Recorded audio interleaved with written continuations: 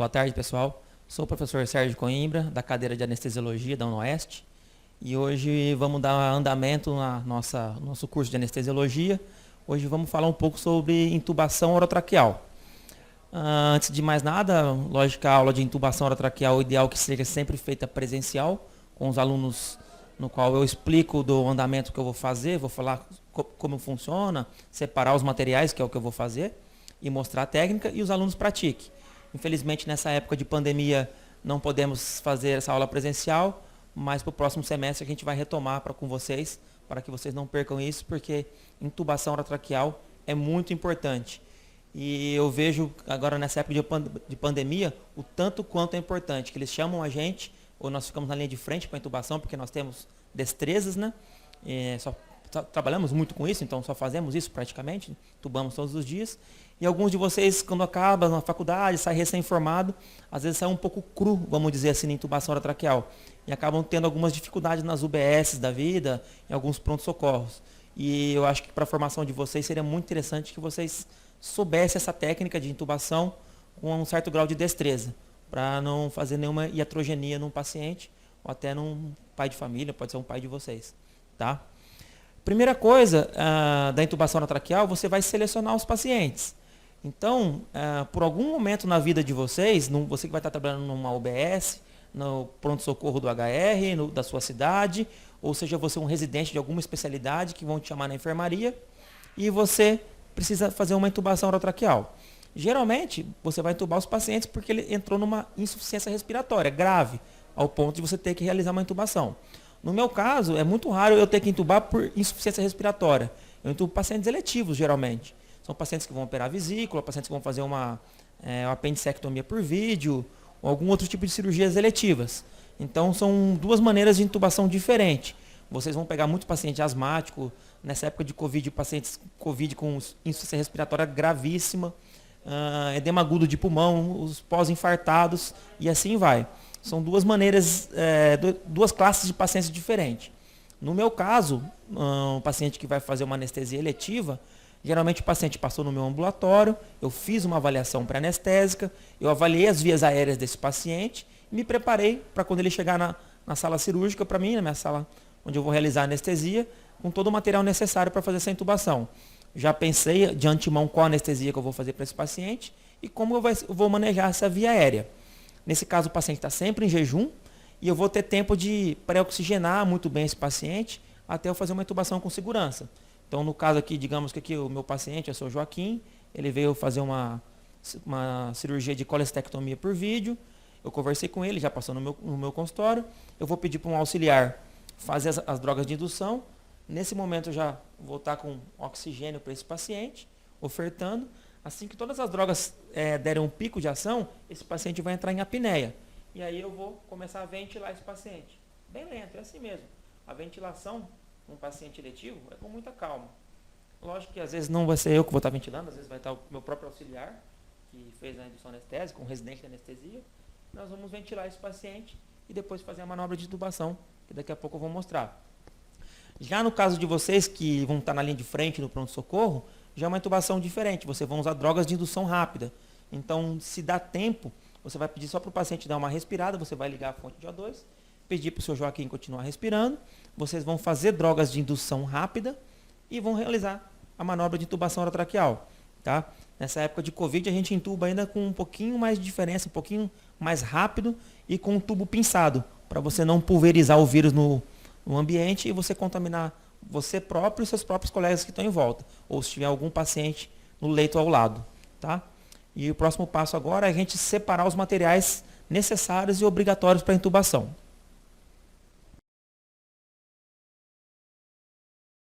Então, pessoal, e uma vez que você definiu que você vai intubar o paciente, você precisa separar os materiais que você vai usar para realizar essa intubação orotraqueal. Primeira coisa, você precisa separar os materiais que você vai ventilar o paciente e, em segundo, os materiais que você vai usar realmente para intubar. Então, para você ventilar ou pré-oxigenar esse paciente, você vai precisar de um ambu acoplado a uma máscara, chama máscara facial, e ligado a uma fonte de oxigênio, que qualquer lugar que você vai realizar a intubação vai ter essa fonte de oxigênio. E o que vai te ajudar, principalmente se o paciente estiver em jejum, uma cânula de Guedel. Porque uma vez que você faz as drogas de indução anestésica, costuma ter muita queda da língua, e essa língua vai obstruir a via aérea. Então você colocando a cânula de Guedel no paciente, igual eu vou mostrar, entrando pelo palato duro, fazendo uma curvatura, você vai desobstruir essa via aérea. E aí você vai ventilar esse paciente. A maneira correta de você ventilar, aqui como eu estou com uma mão só, é o que eu mais faço como anestesista, é você segurar a máscara com sua mão, com seus 2 dedos, como se fosse um C. E os 3 dedos que sobram, os 3 últimos dedos, você vai pegar nas proeminências ósseas do paciente, a qual você vai ter firmeza com a máscara. E com isso aqui você vai ventilar o paciente. Olha lá, você vê os pulmões expandindo. Tá? Se você não tem muita destreza para fazer isso, aqui eu vou soltar um pouquinho o microfone, você vai fazer isso que eu estou fazendo, só que com as 2 mãos. E um auxiliar vai ventilar para você. Vem alguém e ventila. Então, um Czinho na mão. Outra coisa importante, toda vez que você for ventilar o paciente, você sempre hiperestender. Quanto maior a hiperextensão, mais fácil o fluxo de ar, o fluxo de oxigênio que você está enviando para o paciente vai entrar nas vias aéreas. Tá? Então, material de ventilação, reforçando, ambu, máscara facial, cânula de Guedel. E aí depois, a gente vai partir para a intubação orotraqueal em si. Então, vamos começar da esquerda para a direita, os materiais obrigatórios para você realizar uma intubação orotraqueal. Primeira coisa, cabo do laringoscópio, tá? Isso em qualquer pronto-socorro que você for entubar, ele vai ter vários tipos de cabo. Geralmente o de adulto é um cabo mais grossinho e o de criança é bem fininho. E lâmina de laringoscópio, tá? Aqui, essa lâmina curva é uma lâmina de Macintosh. Essa de Macintosh, ela adequa bem a anatomia do paciente adulto. Nós temos também a lâmina reta, que é a lâmina de Miller, que hoje em dia não se usam mais. Mas foi a lâmina primeiro que inventou, a primeira a ser criada, só que eles perceberam que anatomicamente ela não é tão boa para você realizar uma intubação orotraqueal. Hoje em dia ela é restrita apenas aos recém-nascidos e prematuros, a qual a via aérea é muito anteriorizada e ela se acopla melhor à anatomia. E quem usa um pouco desse tipo de lâmina são os otorrinolaringologistas, porque ele consegue pinçar bem onde está a entrada da via aérea e ele fica com essa lâmina em tempo real e ele faz biópsia de laringe. Fora isso, não se usa muito mais. Tem uma outra lâmina que nós não temos aqui à disposição, que é de McCoy. A de McCoy, ela tem exatamente essa curvatura, só que no final ela é articulada. A hora que você tem no seu laringoscópio, você tem uma alavanca que ela faz uma articulação. Então ela ajuda você a levantar a epiglote, usada em alguns casos de via aérea difícil. Mas retomando, então, nós temos o cabo do laringoscópio e a lâmina do laringo. Como você vai montar esse laringo? Simples.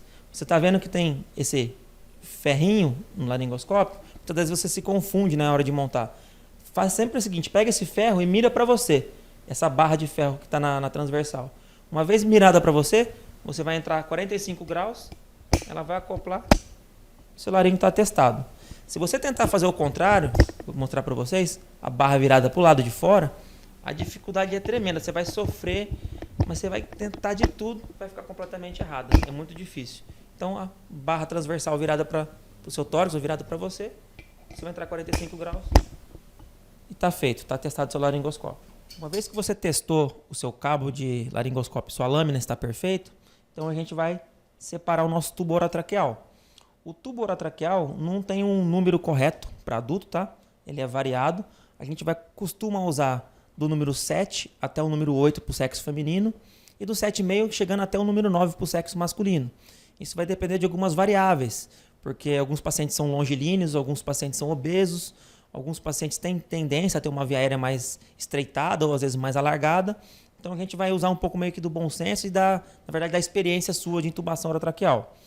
Numa prática assim bem simples, toda vez que tiver um sexo feminino, um tubo 7,5 sempre vai ser de bom tom. E do masculino, número 8. Vai te ajudar bastante. E aí você sempre vai pedir para alguém testar esse tubo, você vai testar insuflando o balonete, tá? No tubo 7,5 eu vou insuflar com 10 ml de ar, só para vocês entenderem o tanto que ele vai insuflar. Ó, com 10 ml de ar, ele é suficiente para tampar uma via aérea feminina tranquilamente, a não ser que ela seja uma via aérea muito alargada, sem fazer muita pressão no balonete, tá? Se você colocar 8 ml de ar, também é suficiente. Se você coloca 20 ml de ar, aí você já pode lesar paciente de uma maneira meio agressiva. Olha só o tanto que fica insuflado esse balonete. Esse balonete insuflado numa via aérea por mais de 4 horas, se for uma cirurgia prolongada, exemplo, um aneurisma cerebral, uma cirurgia cardíaca, fatalmente ele vai fazer uma estancagem, ele vai comprimir a circulação sanguínea da via aérea do paciente e possivelmente ele vai fazer uma lesão de traqueia irreversível. Ele vai ganhar uma traqueostomia e esse paciente nunca mais vai ser revertida essa traqueostomia dele. Então tem que tomar muito cuidado na hora de insuflar o balonete. Outra coisa que vai ajudar vocês na intubação, principalmente aqui no boneco, é você usar um fio guia. A gente, como anestesista, não costuma usar muito o fio guia, mas aqui no caso específico do boneco, por ele não ter uma via aérea, ele é seco, né? Não tem lubrificação nenhuma, caso diferente da gente, ele não escorrega. Então, para você passar o fio guia, ele vem sempre em forma de um gancho, ele tem um balãozinho, muito cuidado quando vocês forem montar. Esse balãozinho é justamente para você não traumatizar a via aérea. Então, você já passa o fio guia e já deixa ele meio prontinho para que você for realizar a sua intubação. Você vê como que ele não escorrega, bem grosseirão. Hoje em dia a gente usa alguns fio guia de silicone que é um pouquinho mais suave. Se você puder, dá uma leve curvatura. Ele vai ajudar bastante na anatomia na hora de realizar a intubação.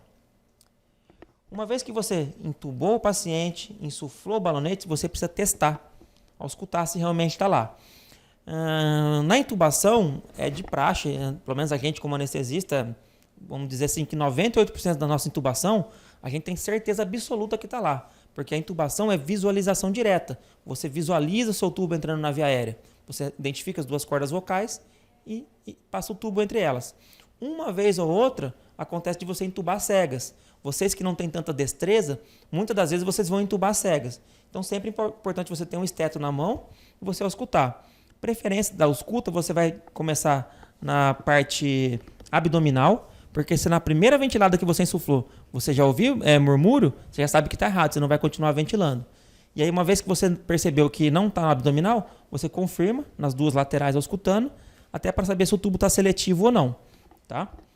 Uma vez confirmada a sua intubação, você vai usar um cadarço, ou no meu caso eu uso um micropóreo, já que a cirurgia vai durar 1h30, 2 horas, e depois eu vou sacar esse micropóreo. O paciente que vai para a UTI vai ficar 10 dias entubado, 5 dias entubado, a gente fixa com um cadarço. Eu vou mostrar mais para frente. E aqui eu vou começar a mostrar os primeiros passos para a gente realizar a intubação orotraqueal. Então, aí agora a gente vai chegar na intubação orotraqueal. Então esse paciente, digamos que é um paciente meu eletivo, que vai fazer a colecistectomia. Então eu já pré-oxigenei esse paciente durante 5 minutos, já está bem pré-oxigenado. Ele vai ter uma reserva pulmonar muito boa, olha os pulmãozinhos dele ali ventilando. Então ele trocou todo o nitrogênio que nós temos no nosso ar ambiente por oxigênio. E aí a gente vai realizar a intubação orotraqueal.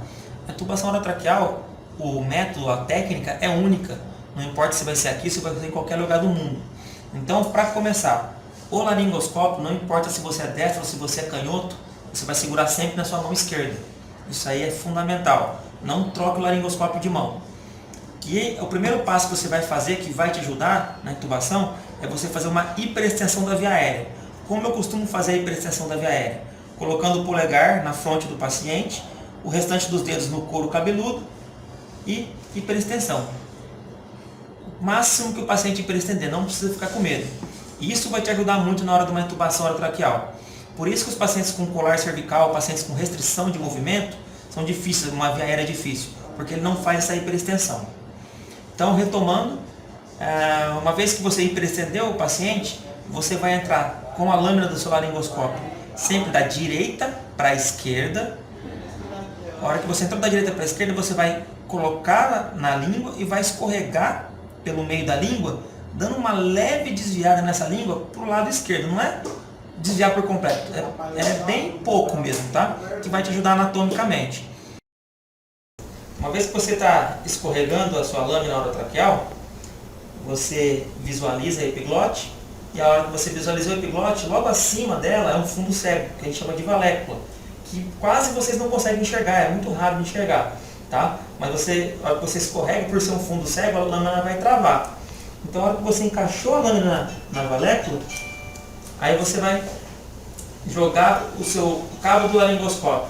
Você vai jogar ele para frente e para cima. Você nunca faz movimento de alavanca. Então o movimento é esse aqui, ó, para frente e para cima. E você vê que a distância da lâmina para o dente do manequim é bem longa, uma grande segurança que a gente tem para entubar esse paciente. Tá? E aí você vai visualizar duas pregas laterais esbranquiçadas, dependendo da idade, um pouco amareladas, que são as cordas vocais.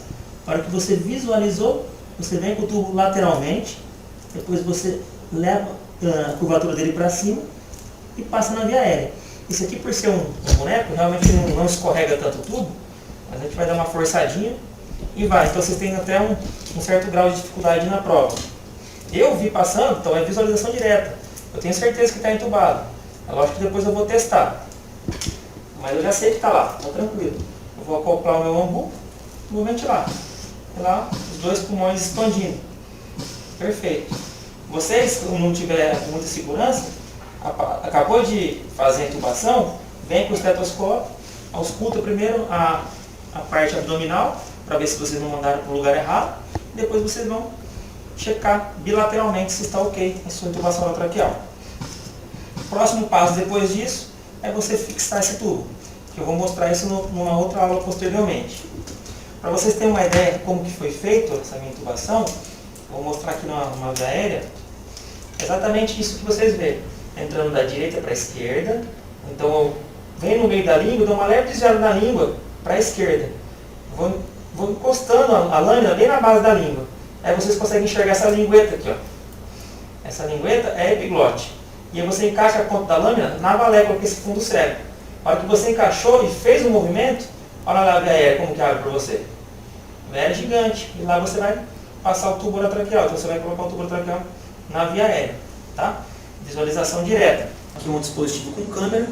Eu vou mostrar exatamente como que eu faço. Aqui é o manequim, o mesmo movimento. Então aí hiperextensão da cabeça, o máximo que eu conseguir. Vou entrar da direita para a esquerda. E aí eu vou começar a visualizar. Ó, a lâmina sempre escorregando na base da língua. E aí você vai enxergar uma linguetazinha. Tá vendo essa linguetazinha aqui embaixo? Isso é epiglote. A hora que você enxerga ela, você continua escorregando o seu cabo e você encaixa na valécula. Está encaixado, não consegue progredir mais. E você faz o movimento para frente e para cima. Olha lá que bonito, as duas pregas vocais. E é lá que você vai introduzir seu tubo orotraqueal. Então vamos ver. Visualizando, ó, você vê o tubinho passando perfeitamente. E é isso que você vai ver quando você realiza a intubação orotraqueal do seu adulto, do seu paciente. Exatamente isso que você vê. Você vê o tubo exatamente passando. Já tirei o fio guia, por isso que ele sumiu um pouquinho a câmera, tá? Eu tenho certeza que está lá. E aí a partir disso a gente vai só confirmar que é aquela visualização direta que eu falei desde o começo da aula. Pulmão expandindo, ó. Perfeito. E é isso que a gente vê quando a gente faz o laringoscopia. Você tem certeza, por isso que eu falo que 98% das vezes que você entuba, você sabe que você entubou certo. Que você usou o material correto, você fez a técnica correta e você sabe exatamente onde você está colocando o seu tubo orotraqueal. Não é sair colocando em qualquer orifício o tubo. É assim que funciona. Então, pessoal, eu espero que essa aula aqui sirva para vocês para dar um primeiro andamento na intubação traqueal, para o termo de vocês. E a gente vai fazer isso na prática depois, todo mundo vai praticar junto comigo no laboratório, assim que passar essa época de pandemia. Tá bom? Espero que tenha sido útil. Muito obrigado a todos pelo tempo. Obrigado.